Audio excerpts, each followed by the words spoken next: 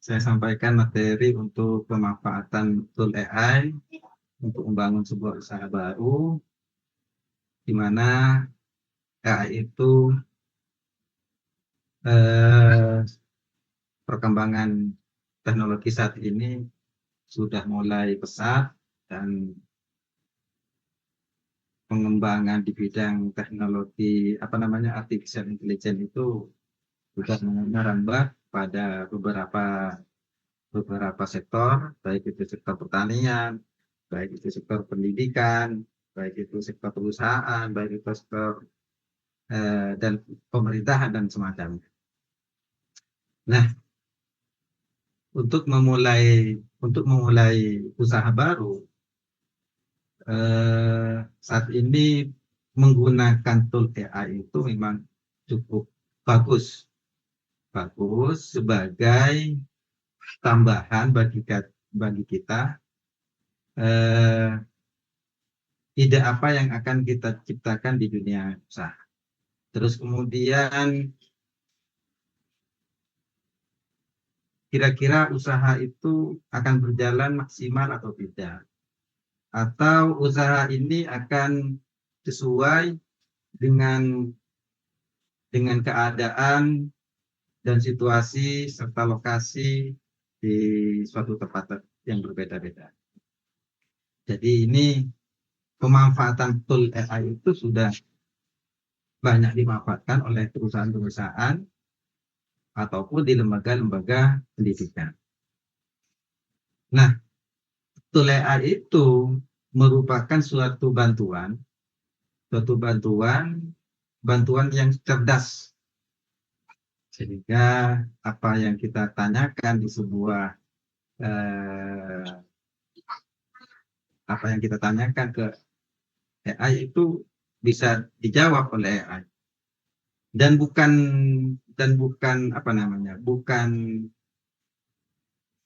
bukan menjadi patokan. Jawaban itu bukan menjadi patokan, tapi sebagai acuan kerja kita, acuan referensi kita, acuan pengetahuan kita.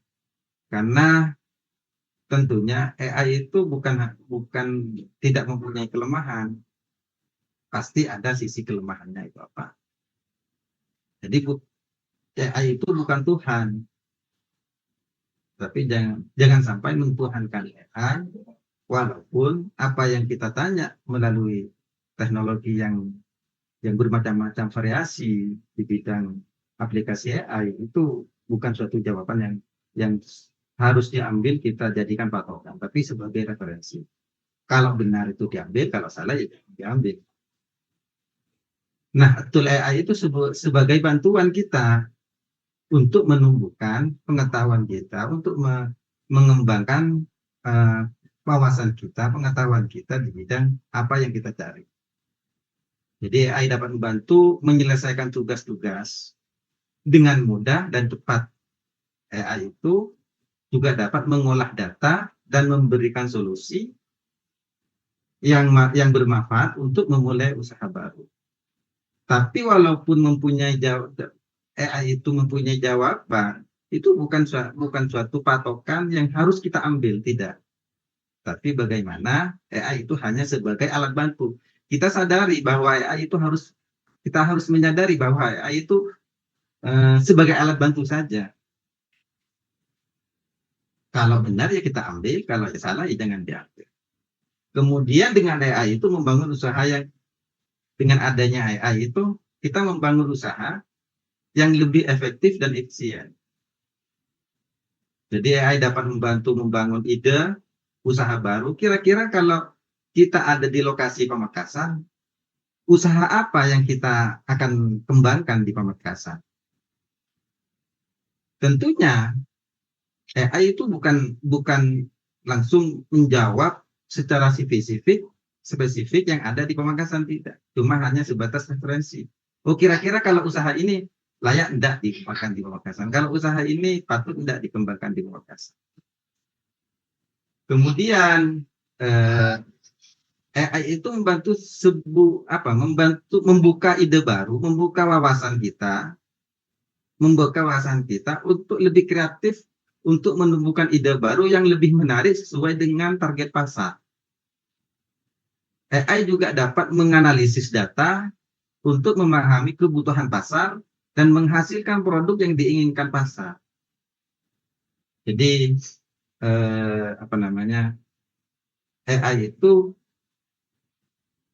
kalau kita manfaatkan AI, mungkin kita lebih cepat bekerja, lebih cepat menyelesaikan masalah, lebih cepat menumbuhkan ide kalau menggunakan AI daripada tidak menggunakan tool AI, alat AI, sehingga kita berpikirnya lebih, yang seharusnya kita membangun sebuah usaha itu membutuhkan pemikiran 1 hari atau 1 kali 24 jam untuk memberikan keputusan. Tapi kalau menggunakan AI, bisa jadi 1 jam bisa selesai untuk sudah 1 jam sudah bisa mengambil keputusan. Itu merupakan sebuah tool, alat. Yang namanya alat bukan keputusan, tapi kita tetap menjadi penentu kebijakan atau penentu keputusan. Kira-kira usaha ini akan berkembang atau tidak di Pamekasan. Kira-kira usaha ini akan berkembang di Waru. Kira-kira kalau ini dikembangkan di daerah Pasian, kira-kira seperti apa? Kalau ini dikembangkan di Sumeneb, kira-kira seperti apa? Kalau ini dikembangkan di Sampang, kira-kira seperti apa? Atau dikembangkan di Bangkalan, itu kira-kira seperti apa? Jadi hanya sebatas alat bantu saja. Kemudian dengan tool AI itu membangun usaha yang lebih efisien. Jadi dengan adanya tool AI itu dapat membantu menganalisis data, terus kemudian kata kunci yang digunakan seperti apa, sentimen pelanggan atau sentimen pasar itu seperti apa. Kalau ada sentimen negatif, strategi pemasarannya gimana, strategi penyelesaiannya gimana, itu bisa digunakan menggunakan AI. Kalau kita menganalisa sendiri, tentunya membutuhkan yang lebih lama, waktu yang lebih lama. Tapi dengan adanya AI, kita bisa menganalisis secara cepat. Tentunya keputusan itu tetap tergantung pada kita, bagaimana enaknya. Jadi tool AI itu kita perlu menggarisbawahi tool AI itu. Yang pertama, tool AI itu sebagai alat bantu yang cerdas. Kemudian yang kedua, usaha yang lebih efisien. Kemudian menumbuhkan ide. Ini salah tulisan tadi mana saya. Membangun usaha yang lebih efisien. Jadi dengan adanya AI itu, intinya dengan adanya AI itu kita lebih cepat untuk bekerja, kita lebih cepat untuk menumbuhkan ide, kita lebih cepat untuk menyelesaikan menganalisis data, kita lebih cepat untuk mengambil keputusan. Seperti itu. Kemudian apa saja tool AI yang bisa digunakan? Karena tool AI itu banyak. Tool AI itu banyak. Tool apa saja yang bisa kita gunakan untuk membangun sebuah usaha atau untuk berbisnis? Yang pertama adalah ChatGPT. Apa sih ChatGPT? Nah, ChatGPT bisa berinteraksi. Kita sebagai ChatGPT itu sebagai kita alat komunikasi. Alat komunikasi supaya kita lebih cepat menumbuhkan suatu ide baru. Jadi kita bertanya ke ChatGPT, lalu ChatGPT akan menjawabnya. ChatGPT, chatbot AI itu memang alat yang baik untuk menjawab pertanyaan apa yang dicari. Sehingga yang awalnya itu kita tidak mengetahui, kira-kira ini kalau membangun membangun sebuah usaha yang layak di daerah kampus seperti apa kira-kira. Kemudian itu bisa kita tanyakan kepada ChatGPT. Analisis datanya atau kira-kira yang umpamanya contohnya mencari judul TA, tugas akhir kuliah, itu bisa menggunakan ChatGPT. Buat judul judul TA umpamanya, kita tanya ke ChatGPT, apa kira-kira judul TA yang lagi ngetren di tahun 2025. Lalu ChatGPT akan menjawab begini, banyak jawabannya. Kemudian keputusannya tergantung kita. Oh, ini yang menarik. Oh, ini yang menarik. Oh, ini yang menarik. Terus umpamanya dari dua pilihan itu ada dua atau jawabannya dari ChatGPT ada 5 poin. Ada 5 judul TA umpamanya. Nah, perbandingkan kira-kira dari judul tersebut, tanya lagi ke kira-kira dari judul tersebut yang lagi yang apa namanya yang sangat yang terbaru judulnya apa? Apa namanya yang lagi ngetren judulnya apa? Bisa seperti itu. Umpamanya mau membangun usaha sebuah apa namanya alat ATK, alat tulis kantor umpamanya. Membangun, tanya ke ChatGPT umpamanya, ChatGPT kalau di daerah kampus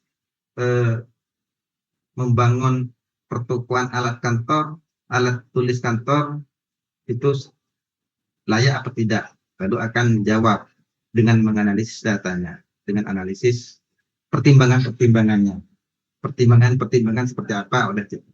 Kemudian setelah menemukan ide melalui ChatGPT, kemudian kita tumbuhkan namanya, umpamanya apa namanya ya, membangun sebuah usaha kafe umpamanya, kafe. Sudah menemukan nama menggunakan ChatGPT, sudah menemukan nama usaha melalui ChatGPT. Kemudian dari menemukan nama usaha, kita simpulkan namanya. Namanya itu namanya perusahaan kira-kira apa yang bagus. Terus di dalam mencari ide nama itu akan apa namanya Nimlik itu berdasarkan kata kunci yang dimasukkan. Jadi analis apa namanya untuk menumbuhkan ide itu ChatGPT, kemudian apa namanya nama dari sebuah perusahaan itu bagaimana itu bisa menggunakan Nimlik. Kemudian untuk membuat suatu logo itu bisa menggunakan brand mark atau menggunakan brand crown ini.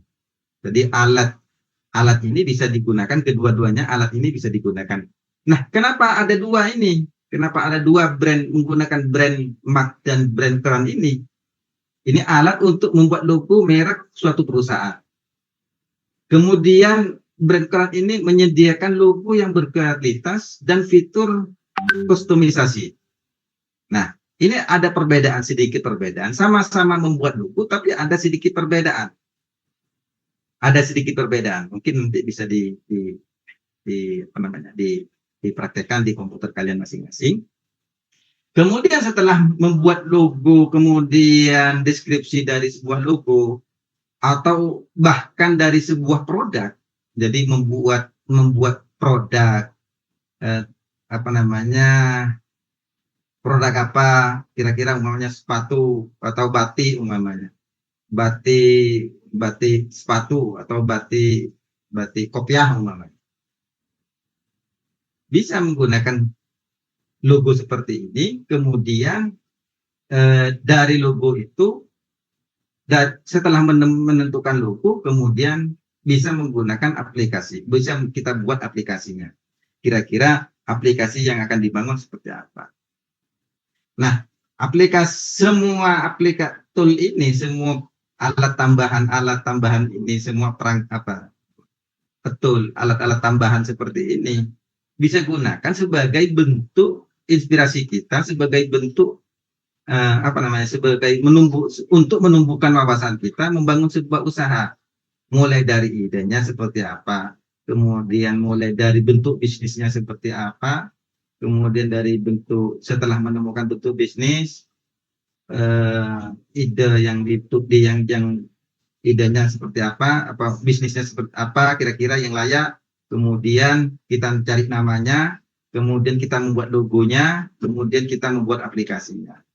Aplikasi ini sebagai bentuk apa namanya, bahwa perusahaan itu betul-betul profesional, bahwa usaha kita betul-betul profesional.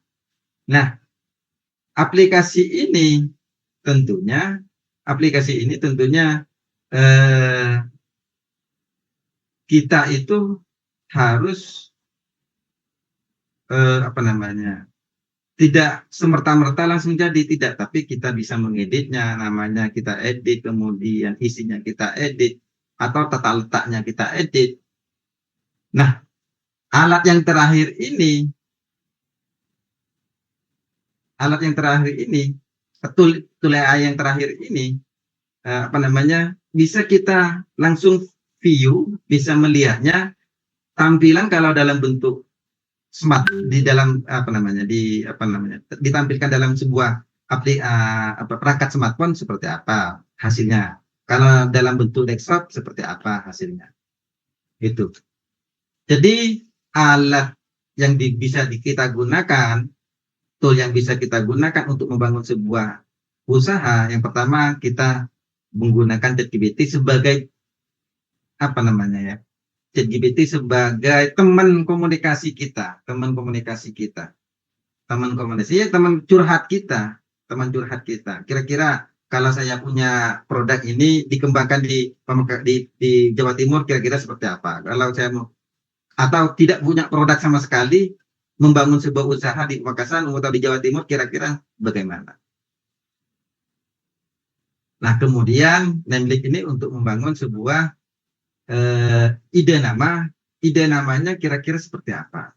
Kemudian dari nama itu, jadi kalau ChatGPT itu sebagai teman komunikasi kita, teman curhat kita, kemudian Nemlik ini sebagai teman untuk menyimpulkan sebuah nama. Namanya kira-kira apa? Umpamanya kafe kopi, jamu Madura, jamu kuat Madura. Lalu intinya jamu ini untuk stamina pria. Nah, dari kata-kata yang dari 3 kata ini akan disimpulkan oleh Nemlik menjadi sebuah nama seperti itu. Kemudian dibuatlah logo ada 2 ini, kemudian dibuatlah sebuah aplikasi sebagai bentuk pemasaran kita. Kalau kita membutuhkan sebuah aplikasi dalam bentuk web, dalam bentuk aplikasi webnya, atau dalam bentuk video. Dalam bentuk video kita bisa menggunakan bentuk video. Video itu juga sudah banyak digunakan oleh beberapa dropshipper, kalau tidak punya produk, cuma kayak di TikTok ada orang yang namanya Haji siapa itu, dia tidak punya produk, tapi menggunakan keahlian dalam membentuk sebuah video. Kemudian ini contohnya Renso ini fungsinya untuk ini, atau punya produk orang lain, kemudian dibuatkan video, kemudian dari video itu kita suaranya juga bisa menggunakan AI, dari tag ke suara itu juga bisa menggunakan AI. Suara menggunakan AI kalau yang di CapCut itu standar, yang mirip dengan suara, betul-betul suara kita, mirip dengan suara manusia, intonasinya mirip dengan kita. Indonesia ada pilihan yang Indonesia, kalau Inggris ada pilihan Inggris dan semacamnya. Itu biasanya menggunakan overlap. Overlap itu untuk merubah tag ke video, ke suara. Itu hampir rata-rata seperti itu. Dan intonasinya tidak seperti robot. Intonasinya itu. Kemudian jadi yang kita garis bawahi di sini, tool AI untuk membangun sebuah usaha itu kita bisa menggunakan ChatGPT untuk teman curhat kita, teman komunikasi kita, Nemlik untuk membangun sebuah nama perusahaan kita, usaha kita, kemudian logonya ini, kemudian aplikasinya ini. Sudahlah, jadi dalam bentuk usaha. Nah, contohnya ChatGPT yang terakhir adalah ChatGPT 4.0. Nah, ChatGPT tentunya, ChatGPT di sini, ini contohnya segmen pertama adalah kita menganalisis pasar. Jadi kalau kita membangun sebuah usaha, tentunya usaha yang kita lakukan itu kira-kira bisa diterima tidak di masyarakat. Kalau kita jualan keripik tete, bisa diterima enggak di daerah sana, di daerah tertentu. Atau kalau kita jualan petis Madura, kira-kira larinya kemana yang bagus untuk petis Madura? Umpamanya seperti itu. Jadi ada sebuah pertanyaan, kita bisa menggunakan ChatGPT. Nah, contohnya seperti ini. Ingin bangun bisnis kafe baru. Siapa target market atau target pasar yang mungkin bisa dikejar, yang mungkin bisa kita bangun. Jadi target pasar yang bagus kira-kira seperti apa? Kalau saya membuat kafe, kira-kira pangsa pasarnya siapa? Begitu kira-kira. Pangsa pasarnya. Lalu ChatGPT akan menjawab, mahasiswa dan pelajar. Mahasiswa dan pelajar kira-kira bagaimana? Kemudian pekerja kantoran. Kenapa ChatGPT itu menjawab mahasiswa dan pelajar? Karena mereka itu sering mencari tempat untuk belajar, tempat untuk duduk, tempat untuk bersantai, tempat untuk mengerjakan tugas, atau bersantai dengan teman dan semacamnya.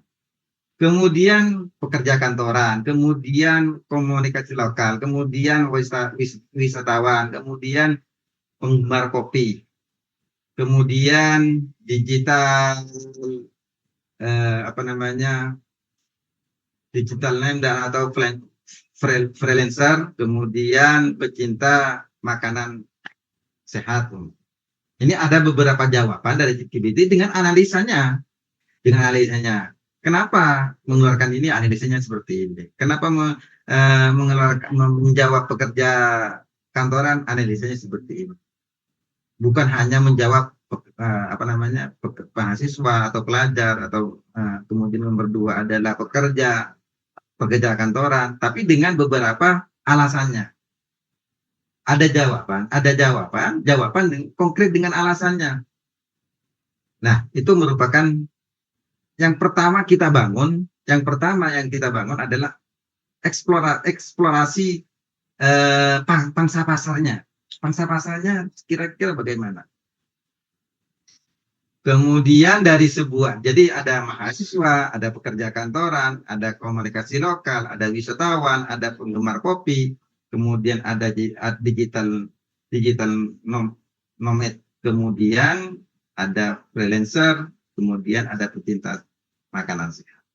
Jadi kenapa mahasiswa itu sering duduk, pekerja kantoran karena terkadang ketika istirahat larinya ke tempat nongkrong, tempat nyantai di kafe, kemudian tempat komunikasi lokal, namanya orang yang tidak ada punya kerjaan, kadang-kadang nongkrongnya juga di situ. Kemudian di tempat wisatawan juga bisa dibuat seperti itu. Nah, kemudian umpamanya saja kita manfaatkan dari tanya dari sebuah mahasiswa dan pelajar.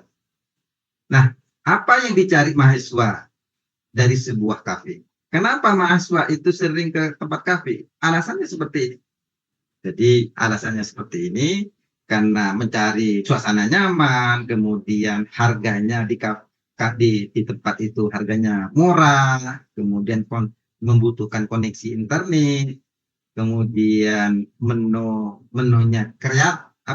menunya kreatif.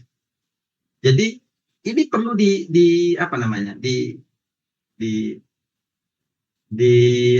dipertimbangkan, suasana nyaman atau tidak, bising apa tidak, ini begini atau tidak, kemudian koneksi internetnya bagaimana, stabil apa tidak, ketika banyak orang ke sana kira-kira tetap stabil. Jadi menjadi pertimbangan. Kemudian harga terjangkau, lebih terjangkau dari yang biasanya umumnya. Jadi apa namanya, mahasiswa itu mencari harga yang pasti mencari harga yang lebih murah. Kadang-kadang mengesampingkan hal yang kurang apa yang memang sangat dibutuhkan, mengesampingkan hal yang sangat dibutuhkan, umpamanya pertimbangan dengan harga dan koneksi internet lebih lebih mengarah pada pertimbangan harga. Walaupun koneksi internetnya agak lambat, kadang-kadang kalau mahasiswa itu lebih mengarah ke tempat yang harganya memang lebih murah, walaupun koneksinya lebih lambat. Mencari harga murah tapi koneksinya kadang-kadang tidak menjadi pertimbangan. Padahal koneksi internet sangat dibutuhkan untuk membangun apa namanya, untuk konektivitas layanan data. Nah, kemudian target yang kedua, target pasarnya. Jadi kalau yang pertama itu adalah sebuah usaha yang ingin kita bangun, eksplorasi market segmen. Kemudian kira-kira target pasarnya seperti apa? Segmen pasar mana yang lebih menguntungkan? Jadi kalau kita sudah bisa menganalisa, umpamanya tadi sudah bisa menganalisa membangun sebuah kafe, jawabannya ini. Nah, dari jawaban ini ada mahasiswa, ada pekerja, itu kita bisa tanya lagi ke ChatGPT. Kira-kira lebih menguntungkan mana antara segmen pasar mana yang lebih menguntungkan? Jawabannya ada mahasiswa, ada pekerja kantoran. Kalau mahasiswa kelebihannya ini, kalau kekurangannya ini. Kalau perkantoran kelebihannya ini, kekurangannya ini. Jadi kalau pangsa pasarnya mahasiswa itu lebih stabil pasarnya, karena lebih stabilnya punya konsumen tetap, seperti itu. Potensi pasar yang besar, terutama jika kafe berada di dekat dengan kampus, itu potensinya besar. Trafik kunjungan stabil, terutama di jam-jam kuliah. Kemudian cenderung loyal jika mereka merasa nyaman dan harganya terjangkau. Kekurangannya kalau mahasiswa itu rentan harga harus disesuaikan, harga itu disesuaikan dengan anggaran mereka. Jadi karena mahasiswa itu terbatas. Beda dengan pekerja kantoran. Kalau pekerja kantoran itu harga itu bukan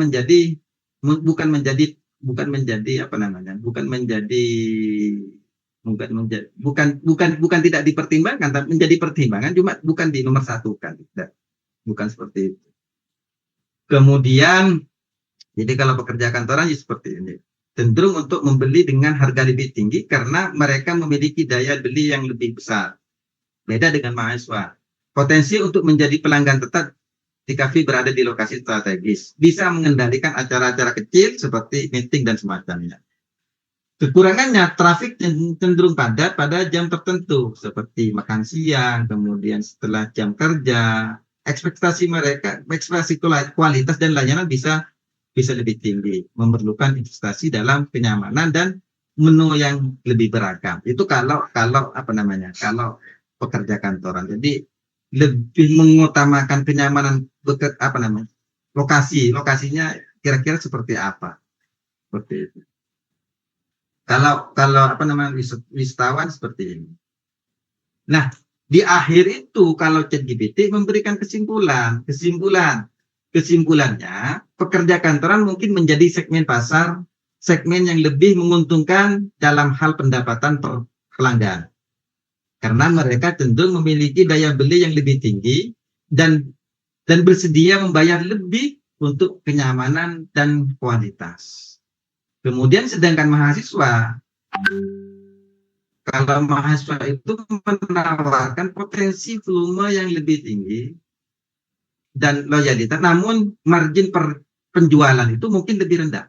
Jadi kalau membuka usaha di target pasarnya orang kantoran, lebih menguntungkan dari target pasarnya mahasiswa, karena mahasiswa itu lebih lebih suka pada yang yang apa namanya, yang harga yang lebih murah.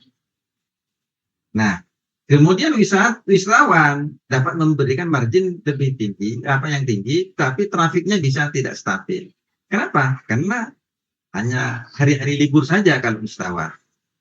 Kemudian komunitas lokal itu seperti anak-anak LSM atau apa, dan organisasi-organisasi yang lain, komunitas-komunitas lokal yang lain di daerah-daerah tertentu, itu menawarkan stabilitas dan potensi loyalitas, namun mungkin dengan margin yang lebih tipis. Nah, untuk memilih segmen yang lebih menguntungkan penting untuk menjadi pertimbangan lokasi, biaya operasionalnya, strategi pemasarannya bagaimana, kemudian kombinasi beberapa segmen pasar yang bisa menjadi solusi yang lebih optimal, misalnya menargetkan mahasiswa di pagi dan siang hari, serta pekerja kantoran di malam hari. Jadi ada dua kombinasi di sini. Kalau jawaban dari ChatGPT itu ada dua kombinasi. Jadi bisa dua metode dijadikan satu. Dua segmen pasar dijadikan satu. Kalau pagi segmen pasarnya mahasiswa, kalau malam segmen pasarnya untuk pekerja kantoran, ya lebih menguntungkan seperti itu. Sama halnya dengan membuka sebuah usaha. Kita jalankan secara online, offline-nya juga jangan ditinggalkan. Offline-nya jangan ditinggalkan, online-nya jalan juga. Itu lebih menguntungkan daripada kita jalan online saja, atau kita jalan offline saja, online-nya tidak dijalankan. Kedua-duanya dijalankan, itu lebih menguntungkan lagi. Seperti itu. Nah, kemudian apa saja yang dibutuhkan pekerja kantoran dari sebuah kafe? Kalau tadi itu mahasiswa, sekarang kebutuhan yang biasa dicari oleh pekerja kantoran kira-kira ke kafe itu bagaimana? Kalau membangun sebuah kafe, yang kira-kira kalau membangun kafe yang lebih menarik, yang menarik untuk pekerja kantoran itu bagaimana? Yang pertama adalah kecepatan dan efisiensi layanan. Oh, layanannya bagus, kecepatannya bagus. Kalau kalau bisa, kalau menu langsung ada di meja, tinggal mencet tombol, langsung di operator menyediakan. Tidak. Kalau selama ini kan eh, membangun usaha dari operator, kita apa namanya, yang datang itu harus ke kasir, bukan bukan bukan dari pelayan itu langsung ke pembeli. Jadi mengutamakan pelanggan. Kita utamakan pelanggan seperti itu. Layanannya cepat. Kemudian menunya juga menawarkan menu yang lebih banyak.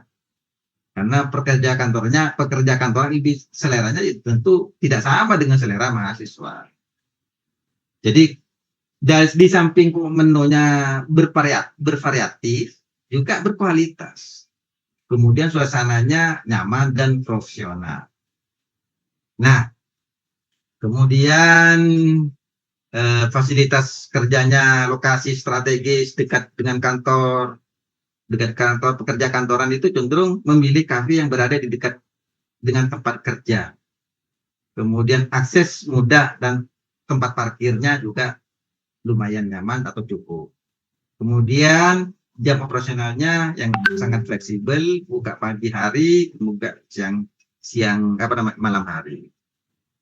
Nah, kemudian umpamanya kita menentukan di target pasarnya, kita tentukan di daerah perkantoran. Nah, kira-kira tanya lagi ke ChatGPT, berapa jarak yang dianggap dekat dengan kafe pekerja kantoran dan berapa cepat harusnya layanan? Nah, ini jawabannya. Jarak yang masih dianggap dekat oleh pekerja kantoran seperti ini. Berjalan kaki, sekitar radiusnya 500 meter hingga 1 kilo. Kemudian kalau menggunakan transportasi, perjalanan antara 5 menit sampai 10 menit. 5 menit sampai 10 menit kira-kira berapa kilo? Sekitar 2 kilo sampai 5 kilo. Umpamanya dari Arek Lancor ke Pelumpungan Dari area Ancol ke Pelumpungan itu berapa kilo? 5 kilo. Sekitar berapa menit perjalanan ke sana? Sekitar 5 menit sampai 10 menit. Itu jangkauannya. Masa kita mau ke kafe, ke daerah mana ya? Daerah Panglekur umpamanya, dari apa namanya? Yang dari utara ke daerah Panglekur. Tidak. Daerah Panglekur bangsa siapa? Segmen pasarnya siapa? Mahasiswa. Mahasiswa kebutuhannya apa? Kalau kita membangun usaha di dekat perkantoran, bekerja apa nama kafe di tempat kantoran, bisa kita tanyakan ke cik berapa jarak yang umpamanya, apa saja yang dibutuhkan oleh pekerja kantoran apabila ke tempat kafe. Kemudian kira-kira durasinya, apa namanya, jarak tempuhnya berapa? Bisa kita tanyakan, jawabannya seperti ini.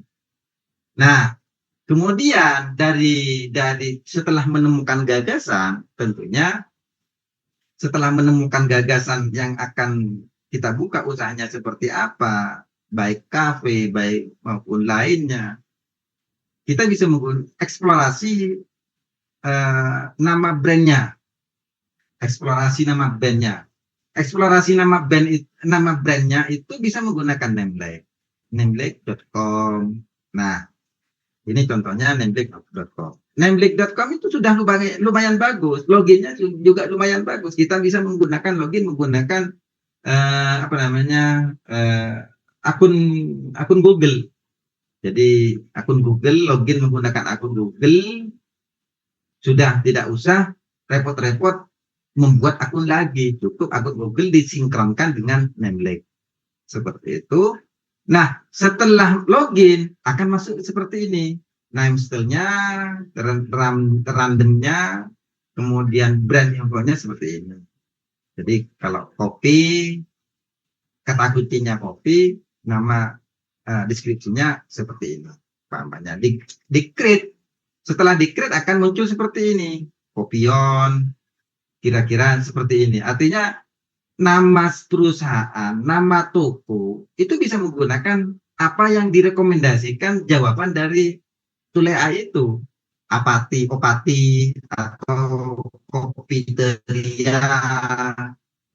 Nah, yang ditampilkan di sini tentunya akan, kalau kalian cari, akan di googling yang tampil di sini, kalpa umpamanya, googling kalian, maka tidak akan menemukan kalpa karena ini sudah unik, sudah tidak ada kesamaan dengan yang ada di dunia lain. Umpamanya kopi teria atau Indo-Blend atau apa, ini sudah unik sudah. Jadi ininya unik, kemudian nama usahanya kita unik, kemudian deskripsinya juga kita bisa menentukan deskripsinya. Kalau kita menentukan keywordnya, kemudian keywordnya apa? Kopi, kemudian kopi Madura umpamanya. Maka akan di random, di combine, di apa namanya, di create, generate oleh AI menjadi sebuah singkatan yang agak unik gitu. Jadi ya itu enaknya kalau menggunakan AI. Jadi tidak perlu kita kopi Madura, kita sambung Kokma umpamanya.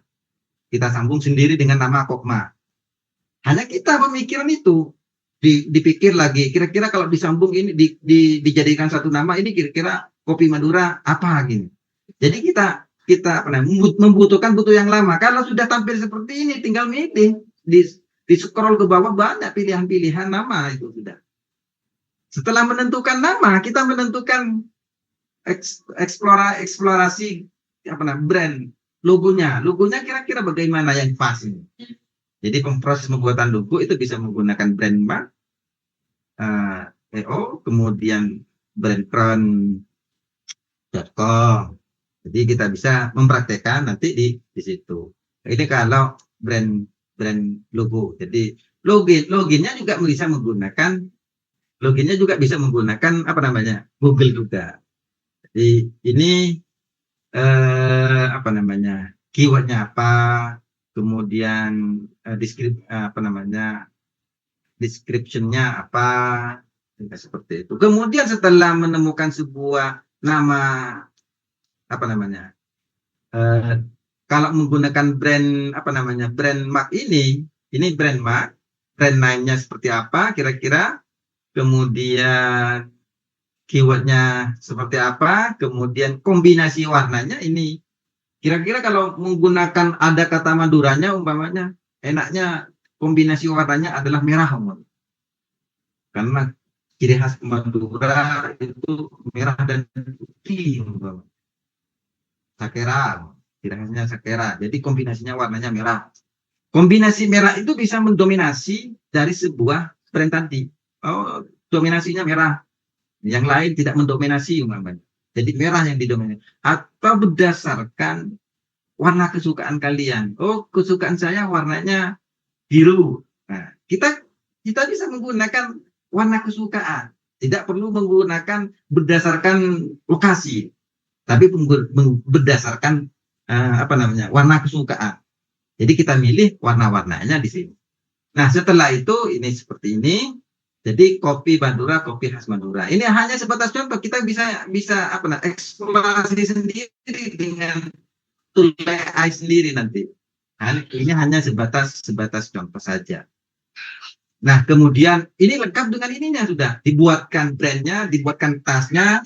Tasnya kalau ini seperti ini, kombinasinya warnanya seperti ini. Kalau membuat tas seperti ini, kalau membuat packing paknya seperti ini dari sebuah produk itu, kalau menggunakan bentuk apa ini seperti ini, kalau bentuk bukuan seperti ini dan semacamnya. Ini lengkap dengan sebuah apa namanya sebuah brand dan bukan hanya dalam bentuk apa namanya brand logo, tapi kalau logo itu dimasukkan ke sebuah produk, logo itu kalau dimasukkan ke sebuah produk kira-kira posisinya di mana itu sudah pas kalau menggunakan AI. Kalau kurang pas bisa juga kita dipindah sedikit kira-kira kalau dimasukkan sini. Tapi rata-rata kalau sudah menggunakan AI itu sudah pas. Bisa kita merubahnya, digeser atau hurufnya dibesarkan atau ini apa namanya ditaruh di paling atas atau dari bawah dan semacamnya, bisa karena bukan penentu, kita tetap menjadi penentu. Ini hanya sebatas gambaran kita seperti apa seperti ini. Jadi membuka wawasan, hanya sebatas pembuka wawasan saja. Ini wawasannya seperti ini. Nah, kalau kira-kira kalau sesuai enggak dengan pikiran kalian? Nah, kalau ditampilkan seperti ini. Kalau tidak sesuai, ya kita rubah. Nah, itu namanya tool, alat bantu saja, bukan alat penentu. Alat bantu supaya kita tidak capek-capek untuk membuat packingnya, untuk membuat tasnya, untuk membuat logonya. Logo itu ditaruh di mana? Di posisi logo itu di pack-nya itu seperti apa? Itu kita sudah kalau menggunakan AI itu lebih cepat daripada kita desain sendiri kita ini ukuran. Jadi kalau menggunakan AI itu sudah lengkap jadi seperti ini, tinggal merubah sedikit-sedikit. Kalau kurang besar diganti, diperbesar tulisannya, atau logonya dikurang besar, diperbesar, seperti itu. Nah, ini merupakan sebuah kalau dari apa namanya brand mark. Jadi brand mark seperti ini. Nah, ini brand mark itu juga akan menampilkan kalau dalam bentuk seperti kalau ditampilkan di sebuah smartphone. Smartphone-nya akan seperti ini tampilannya di smartphone. Kira-kira seperti itu. Kalau membuat aplikasinya seperti ini. Kemudian logonya seperti ini. Bahkan di media sosial, ini juga sudah di Facebook. Kira-kira kalau di Facebook sebagai di bannernya seperti apa? Logonya seperti apa? Itu gambaran. Hanya sebatas pembuka wawasan bagi kita, bukan penentu. AI itu bukan penentu, tapi sebagai pembuka wawasan untuk kita. Nah, ini adalah logo yang kita buat menggunakan brand tone. Nah, brand tone ini seperti ini. Jadi ada logo, kemudian ada apa namanya, ada slogannya, apa namanya, deskripsinya, ada sebuah namanya sudah kita menggunakan nameplate, Setelah menggunakan Namelake itu sudah terbentuk nama yang singkat, yang simple, yang cocok, yang unik. Seperti itu Namelake. Kemudian setelah Namelake background dimasukkan ke BrandCon, akan diciptakan logonya secara otomatis sudah. Logo akan dibuat secara otomatis, digenerate secara otomatis oleh AI. Oh, ini yang dipilih, kita milihnya. Umpamanya warna kurang pas juga kita bisa rubah. Warnanya kita bisa rubah, kemudian ininya kita bisa rubah. Kalau terlalu besar fontnya bukan hanya patokan seperti ini, tapi fontnya juga bisa dirubah. Nah, ini hanya sebatas gambaran ya. Nah, itu AI. Jadi hanya sebatas pembuka wawasan. Oh, ini walaupun logonya itu bisa dirubah. Garisnya kurang melengkung sedikit umpamanya, kita bisa rubah itu. Bukan menjadi patokan, bukan menjadi bahan apa namanya, keputusan yang baku. AI itu bukan menjadi keputusan yang baku, tapi sebagai pembuka wawasan oleh kita. Nah, ini adalah generated AI. Nah, seperti ini, jadinya seperti ini. Warna yang pas kira-kira apa gitu. Yang hitam atau yang kombinasi pelangi atau kombinasi pink atau merah atau kuning dan semacamnya seperti ini. Nah, merubahnya juga seperti ini. Dirubahnya kita bisa merubah bentuknya. Kalau pilih ini, warnanya bisa dirubah. Ini warnanya menggunakan ini, umpamanya warnanya kita bisa rubah. Banyak kita perubahannya itu banyak juga, kita bisa merubahnya juga banyak. Jadi bukan hanya kita itu kalau menggunakan tool AI itu jauh, sangat jauh lebih simple, prosesnya lebih cepat daripada kita menggunakan apa namanya, Adobe, kemudian Corel. Bahkan dari logo ini umpamanya kurang pas lagi, dari generate AI kita import ke Corel, itu kita bisa rubah lagi di Corel. Daripada kita membuat dari nol di Corel, lebih baik menggunakan AI dulu, kemudian diimport, kemudian apa namanya, diedit di Corel. Itu lebih bagusan lagi. Umpamanya menggunakan AI itu apa namanya? Contohnya menggunakan AI itu takut suatu saat akan sama dengan yang punya orang lain. Kita download dulu, kemudian di desain lagi, dikorek, dirubah-rubah, yang penting sudah punya gambaran. Daripada kita menggambar sendiri dikorek, mendingan minta gambaran ke AI, kemudian diimport, kemudian didesain lagi di situ.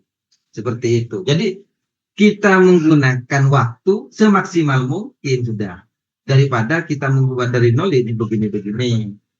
Nah, kalau menggunakan AI sudah lebih cepat dan prosesnya juga lebih cepat. Kalau sekiranya kurang aman, kita import lagi, desain lagi, bukan mengambil utuh dari AI, tapi didesain lagi supaya tidak ada kesamaan dengan logo orang lain umpamanya. Kalau khawatir logonya akan sama nanti, kita desain lagi di aplikasi yang manual. Kalau ini kan secara otomatis jawabannya.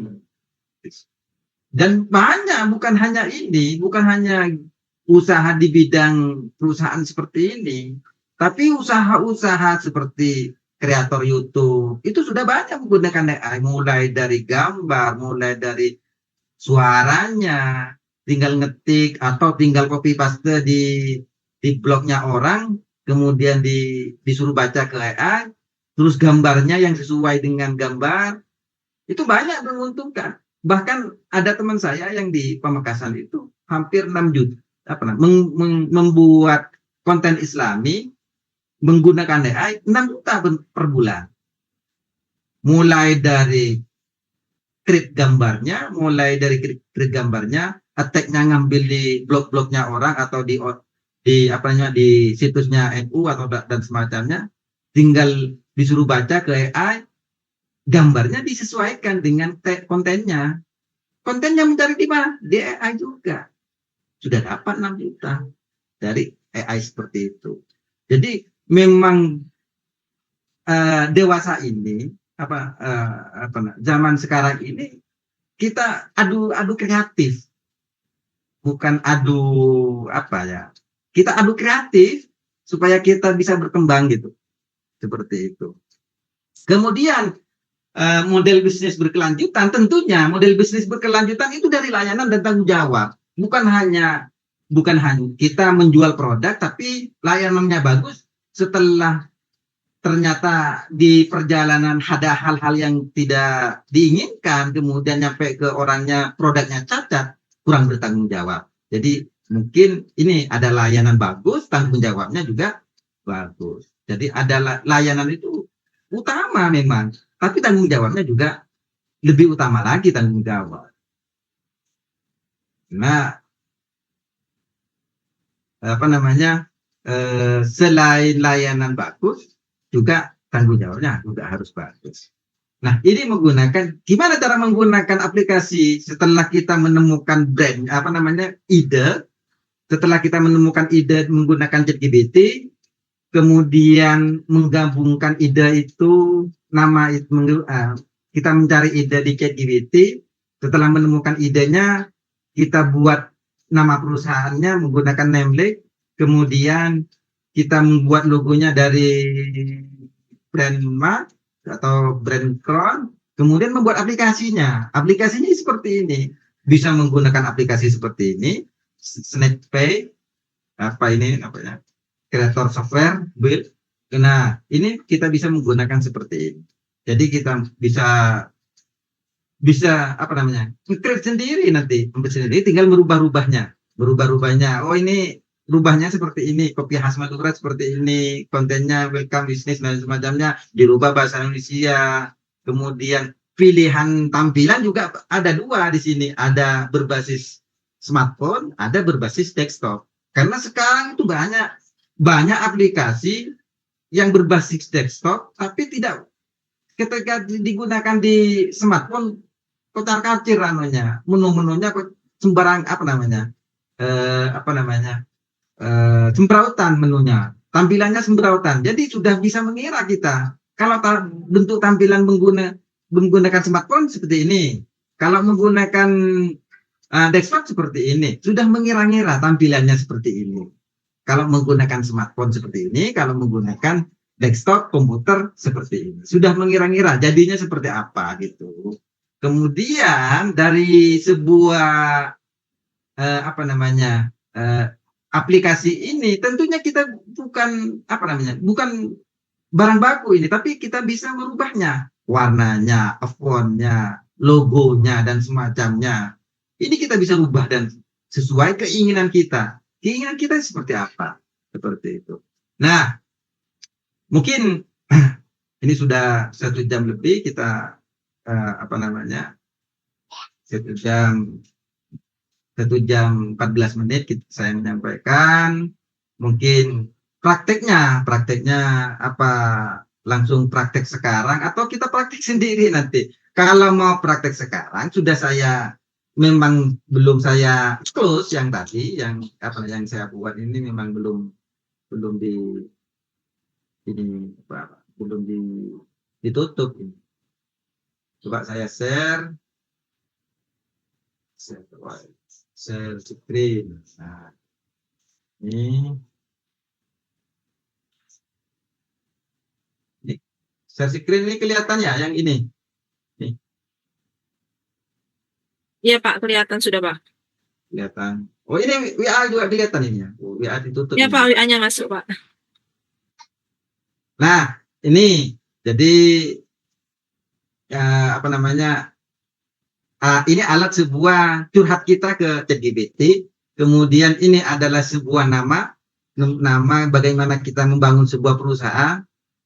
Ini ChatGPT-nya seperti ini, ingin bangun bisnis baru, siapa target pasar yang mungkin dikejar. Ini jawabannya, ada mahasiswa, ini ada ini, dan kerja profesional dan semacamnya. Nah, kemudian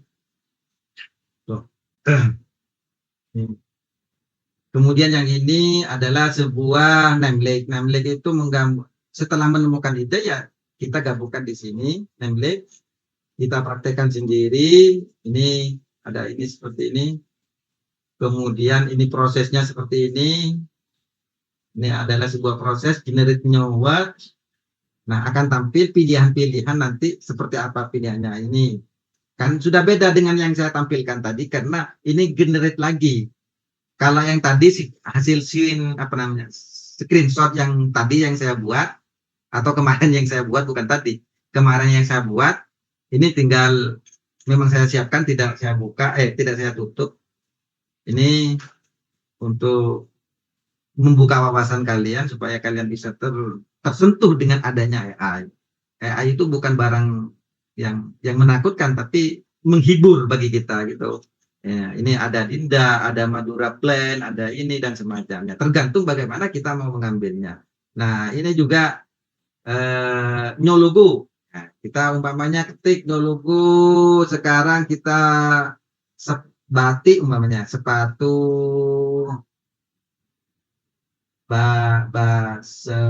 sepatu. Di sini umpamanya batik. Nah, ini adalah sebuah nama, ini adalah sebuah, kalau kita mau, ini keyword idenya seperti apa, terus kemudian ini warnanya bagaimana, kemudian ini sudah, generate logo, ini generate logo, sudah generate logo. Tinggal nunggu beberapa detik AI akan menjawabnya, sepatu batik dan sebagainya. Nah, ini kalau ambil seperti ini umpamanya, maka akan tampil ini. Bentuk produknya akan seperti ini umpamanya. Dalam bentuk smartphone seperti ini, kalau di media sosial FB umpamanya akan seperti ini jadinya. Seperti itu. Kemudian yang ini riset lagi, coba riset. Ulang dari awal. Ini umpamanya sepatu. Sepatu, mana tulisnya? Sepatu batik. Nah, sepatu batik. Kok anunya kira-kira keywordnya apa? Namanya batik, Madura, kemudian koma, sepatu. Tinggal shoot lagi. Nah, ini sepatu batik, ada model seperti ini, tinggal download. Atau kalau ada fasilitas editnya lagi, edit. Tapi kalau mengedit di sini kurang sempurna. Kalau kita mengeditnya bukan tidak sempurna, kurang sempurna.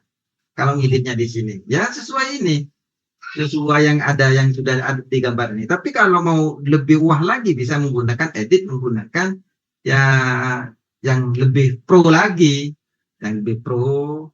Karena setiap aplikasi pro itu, setiap aplikasi yang free ya, yang free daripada pro itu berbeda sudah anunya apa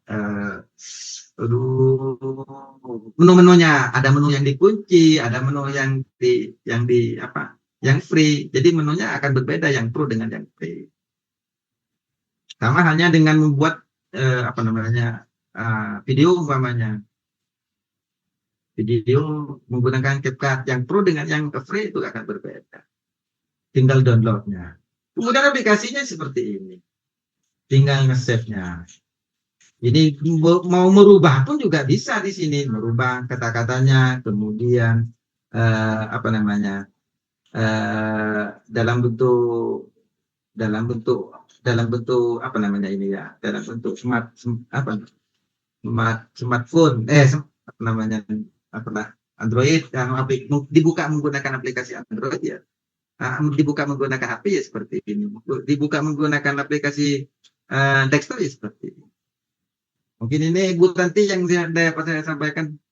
Kurang lebihnya mohon maaf. Wassalamualaikum warahmatullahi wabarakatuh. Mungkin ada pertanyaan, silahkan Bu Tanti. Waalaikumsalam warahmatullahi wabarakatuh. Terima kasih Bapak Bakir atas pemaparannya. Selanjutnya mungkin teman-teman mahasiswa atau peserta workshop ada yang tidak dipahami bisa ditanyakan melalui chat ataupun langsung raise hand, tidak apa-apa.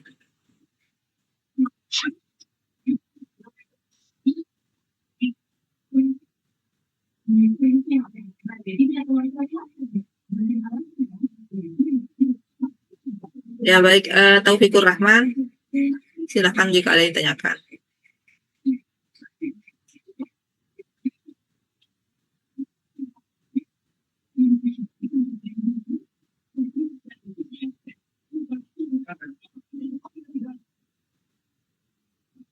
Ada pertanyaan, monggo. Tidak ada, mungkin dari ini, mungkin ada yang ditanyakan dari ini. Ini cukup mudah kok, anunya ini, apa namanya, untuk mengoperasikannya cukup mudah. Layout, background, mau diganti backgroundnya, logonya mau diganti. Silakan Taufikur Rahman, Silakan. tadi raise hand.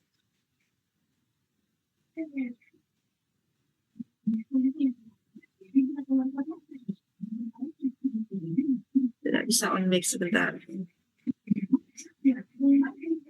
Yang lain. Silakan yang lain.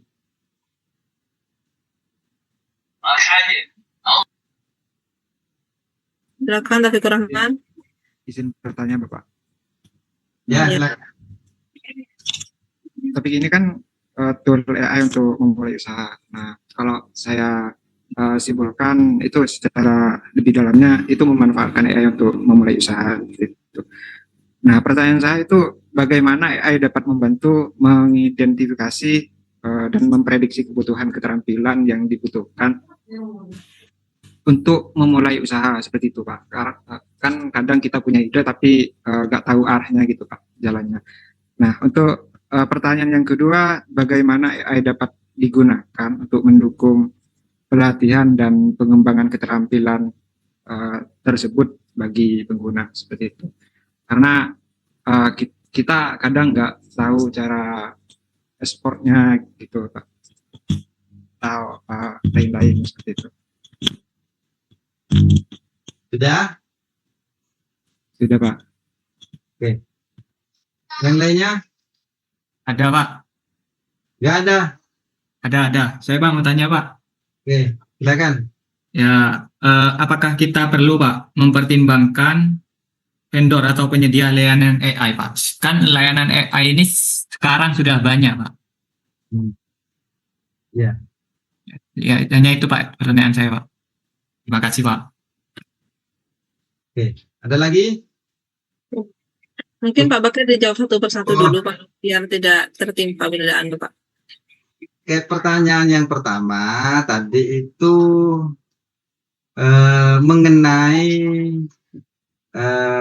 sudah saya jelaskan di awal bahwa kita itu bukan tool yang ini hanya sebatas kalau tadi ini menggunakan tool ini membangun sebuah usaha, bukan hanya sebatas membuat usaha, bukan hanya sebatas membuat membuat nama perusahaannya, logonya, kemudian aplikasinya, tidak. Tapi analisa pasarnya sudah saya jelaskan tadi. Kira-kira yang ini ingin usaha baru, terus kemudian ingin bangun bisnis kafe baru, siapa target pasar kira-kira? Siapa target pasar yang ingin dikejar? Artinya ini saya ingin membangun sebuah sebuah kafe. Kira-kira lebih menguntungkan mana? Target pasar yang saya ingin target pasar kira-kira siapa saja? Jadi ini ada mahasiswa, ada pekerja, ada komunitas, ada wisatawan, ada penggemar kopi atau selain itu juga bisa. Makanya saya tadi bilang bahwa ChatGPT itu juga AI. Itu teman ngobrol. Kalau perlu kalian tanya ke ChatGPT, kira-kira di Pamekasan umpamanya, kira-kira di Jawa Timur usaha apa yang akan dibangun yang bagus? Akan dijawab beberapa tampilannya.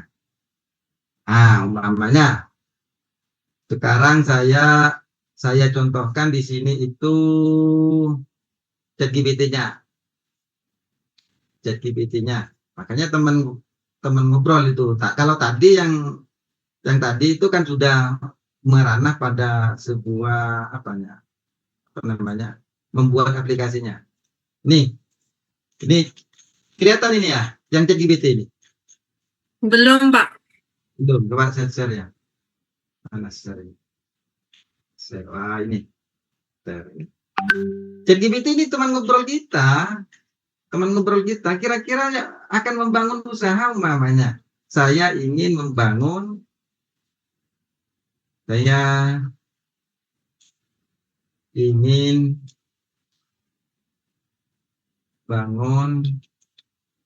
usaha di Pamekasan umpamanya. Kira-kira bisnis apa yang prospek?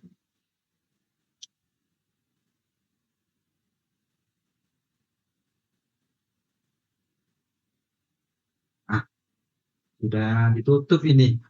Ini cuma kemarin saya percobaan, ini sudah pilih ini ada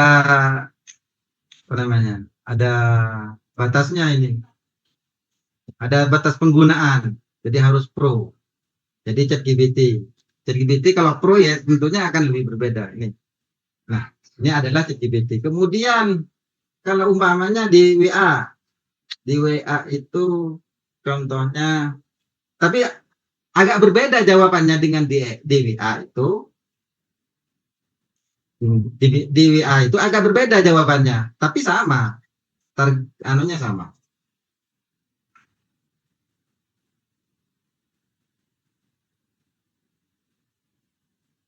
Bisa bisa. Ingin bangun bisnis baru, siapa target pasar yang mungkin dikejar? Identifikasinya seperti ini, segmen pasarnya seperti ini. Ini kalau langkah-langkahnya seperti ini. Terus apa yang dicari mahasiswa dari sebuah kafe? Wifi-nya lebih cepat dan stabil, tempat duduknya nyaman. Hampir sama dengan yang ini, yang jawaban ini. Cuma berbeda. Lebih kalau ChatGPT yang pro, kalau ChatGPT yang ini lebih lebih detail, jawabannya lebih detail. Kalau mahasiswa, jika produk dan jasa yang ditawarkan berkaitan dengan kebutuhan sehari-hari mahasiswa seperti layanan makanan, penyewaan buku dan aplikasi. Kemudian jawabannya juga seperti ini. Kalau mahasiswa itu lingkungan yang nyaman, tempat yang nyaman dan untuk belajar, mengerjakan tugas dan berkumpul dengan teman. Harga terjangkau. Kalau menggunakan Meta AI itu hampir sama jawabannya, tetapi kalau menggunakan ChatGPT itu lebih detail. Bukan hanya fokus pada tool, tapi ChatGPT mau berkomunikasi menggunakan teman ngobrol, teman curhat, membangun usaha kira-kira yang enak di Pamekasan apa gitu. Bisa ditanyakan seperti itu. Terus pertanyaan tentang apa tadi itu lagi? Tentang apa tadi Bu Tanti?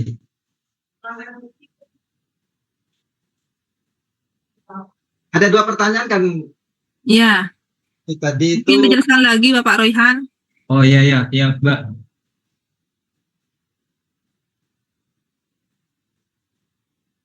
Apa saja Pak resikonya Pak yang perlu dipertimbangkan?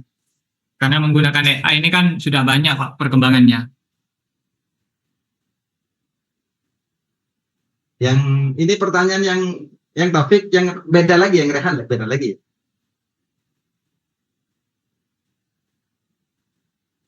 Nah, kalau Taufik ya Pak. Hah? Pak, lanjutkan Pak. Masuk Pak. Yang Taufik tadi itu. Pertanyaan yang kedua itu bagaimana AI dapat digunakan untuk mendukung pelatihan gitu Pak, untuk pengembangan atau meningkatkan keterampilan itu bagi kita gitu Pak. Oh iya, jadi pertanyaan yang tadi seperti ini. Kalau mau ini kan hanya sebatas gambaran, membuat logo hanya sebatas gambaran. Keputusannya ya tetap tergantung kita, mau dikembangkan menggunakan apa ya tergantung kita. Jadi AI itu yang saya sebutkan tadi itu, tool yang yang saya sebutkan tadi ini hanya sebatas gagasan. Kemudian seperti membuat logo, mana? Logo yang tadi menggunakan brand mark itu hanya sebatas gagasan, menumbuhkan keterampilan apa namanya ya, menumbuhkan ide untuk mewujudkan apa namanya, untuk berkreasi, bagaimana kita berkreasi. Jadi gambarannya seperti ini, bukan kita mengambil saja dari AI kemudian dimasukkan. Hanya sebatas gambaran, AI itu hanya sebatas gambaran, bukan penentu sebuah jawaban. Mungkin itu. Jadi pembelajaran mendesain logo, ya kita ambil dari brand mark tadi, kemudian setelah itu kita desain lagi, hanya sebatas gambaran saja. Yang dihasilkan dari AI itu ya seperti itu, hanya sebatas gambaran, kemudian dari itu kita desain lagi kalau kurang pas dengan apa yang ada di pikiran kita. Daripada kita membangun dari nol, membuat logo dari nol, kemudian disuruh create ke AI, kemudian ditambah-tambahkan menggunakan aplikasi lain yang manual, bukan AI. Ini sebuah bentuk pembelajaran kita untuk menumbuhkan kreativitas seperti itu. Sama halnya dengan ChatGPT sebagai apa namanya, teman curhat kita. ChatGPT, saya mau bangun usaha di Madura, kira-kira usaha apa? Jawabannya ChatGPT apa? Kita terima apa namanya, jawabannya itu, kemudian modif lagi seperti itu. Bukan diambil mentahnya kemudian diterapkan. Karena apa namanya, ChatGPT bukan satu-satunya penentu keputusan. Mungkin itu jawaban saya. Nomor 2, jawab pertanyaan nomor 2 apa? Siapa? Saya Rehan, Pak. Rehan ya. Rehan, pertanyaannya apa, Rehan? Apa saja Pak resiko yang perlu diperhatikan saat menggunakan layanan AI ini Pak untuk bisnis kita? Oh gitu. Di risiko itu setiap sesuatu itu, setiap keputusan itu, setiap perkara, setiap masalah, setiap menyelesaikan masalah itu pasti ada sisi negatifnya, ada sisi positifnya. Teknologi juga ada sisi positifnya, ada sisi negatifnya. AI juga ada sisi negatifnya, ada sisi positif. Nah, yang perlu kita diwaspadai, jadi kita itu sudah menggunakan AI sebagai pembuka wawasan kita, pembukaan ide kita, pemikiran kita, apa. Kemudian yang perlu kita perhatikan yang pertama adalah jangan mencaplok langsung dari AI, tapi kita modif. Itu risikonya. Risikonya nanti bisa jadi kalau kita tidak modif akan berhubungan lagi dengan, karena mesin menjawab itu pasti ada beberapa kesamaan lagi. Mesin yang menjawab umpamanya pertanyaan dengan yang sama, pasti jawabannya akan sama lagi. Namanya mesin. Perbedaannya mungkin tambah sedikit. Sangat kecil, minim perbedaannya. Makanya risiko yang perlu diperhatikan adalah jangan mencaplok mengcopy paste dari jawaban yang dari AI. Baik itu nama perusahaan, baik itu nama nge-create logonya, nge-create logo, kita modif lagi, jangan yang saya sebutkan tadi itu dimodif lagi, jangan langsung diambil mentah. Kalau diambil mentah akan berisiko takut ada kesamaan seperti itu. Kemudian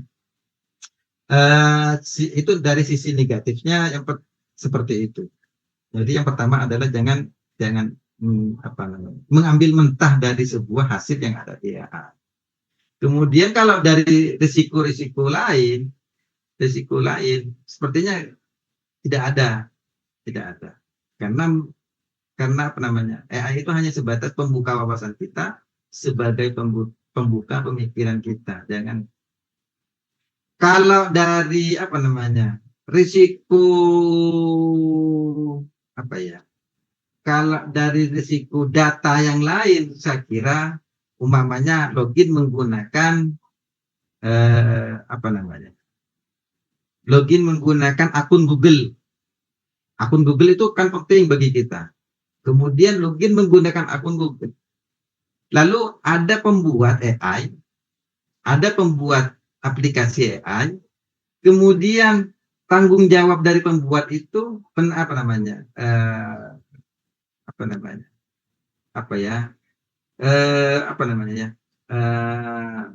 tanggung jawab dari pengembang itu sangat mengkhawatirkan. Umpamanya setelah menginstal, kemudian login, kemudian setelah login di situ ada notif lagi, aplikasi ini akan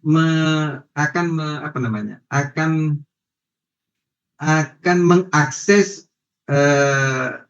gambar yang ada di handphone, akan mengakses voice yang ada di handphone, namanya mikrofon yang ada di handphone, kan seperti itu. Ada tawaran seperti itu. Mungkin risikonya ya di situ. Artinya kalau aplikasi abal-abal, bisa jadi data kita itu dibongkar melalui aplikasi AI. Mungkin seperti itu. Jadi kalau menggunakan aplikasi AI, ya aplikasi AI yang betul-betul apa namanya, betul-betul bisa dipercaya, seperti cloning suara menggunakan Everlab, cloning suara. Jadi suara saya betul-betul mirip saya nanti di Everlab itu. Saya pernah beli di Everlab itu, saya pernah beli untuk mengcloning suara. Tapi setelah saya cek, itu kalau karena perusahaan itu betul-betul tanggung jawab, maka suara yang saya input ke aplikasi itu betul-betul dijaga privasinya. Seperti itu. Karena setiap sesuatu pasti ada risikonya. Apabila tidak memperhatikan, apabila kita lalai dalam memilih aplikasi itu. Jadi perhatikan dulu aplikasi AI itu, jangan memilih aplikasi AI yang sembarangan. Tapi memilih aplikasi AI yang betul-betul bisa dipertanggungjawabkan. Mungkin itu. Jadi pasti ada risikonya. Namanya teknologi itu pasti ada risiko. Mungkin itu yang dapat saya sampaikan jawabannya. Ada yang lain mungkin?